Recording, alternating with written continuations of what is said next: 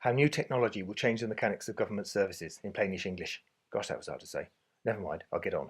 Here are some citizens. You, me, your Auntie Martha, my cousin Bryony from Guildford, her granddad, that bloke down the chip shop with a silly hat, Steve.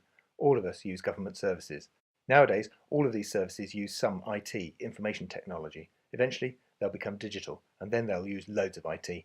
They're delivered by government organisations using mostly bespoke technology provided by big suppliers through long-term contracts. Much of it is expensive, hard to change, and often not that good. Boo, says cousin Bryony. However, new technology services delivered over the internet can change this. Some people call this cloud.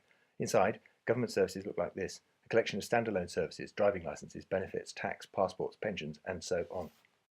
Here's one of those services. We'll chop it into bits. Each bit is a mix of people, process, and technology.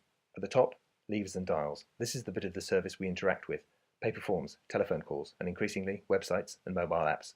At the bottom, machinery, the fundamentals: printing presses, the post, mainframe computers, and nowadays, sophisticated IT services, databases, network storage, kit and caboodle.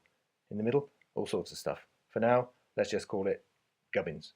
There are two sorts of gubbins: specific gubbins, the bits of the service that are unique, like calculating tax or printing passports; common gubbins, the bits of the service that have stuff in common with other services, like checking identity or collecting money. Now, here comes the crafty part. As services become digital, new technology allows us to untangle the bits, change them without affecting other bits, and even buy them separately from different suppliers. In the case of common gubbins, it will be possible to untangle things even more. And we could go through the services, untangling stuff, making each component better, cheaper, and faster. That's brilliant, says Auntie Martha, but there's more. It will be possible to use the same components across many services. By using the same levers and dials, it will make it much easier for us to engage with government. The new gov.uk website is a great example of how this is starting. Or, by using the same machinery, we can save money through rationalisation and scale economies. This is an important part of the government's G-Cloud initiative. Or, by using the same common gubbins, we can focus, do things better, and save even more money. The new identity assurance framework is an example here.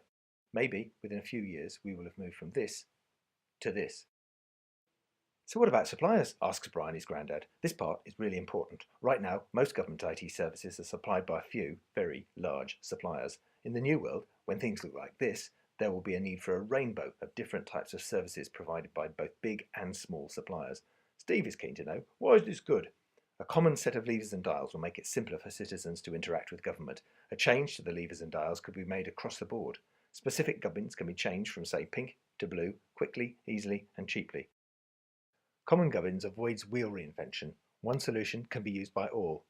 Common gubbins can also be changed, like replacing these two services with one without affecting other services. Easy switching of commodity machinery will create a fluid market and reduce cost. Blimey, that's amazing, says Steve. And it is amazing. This new approach is likely to make a huge difference to the effectiveness of government over the next few years. Right, that's it. Time to get my chips.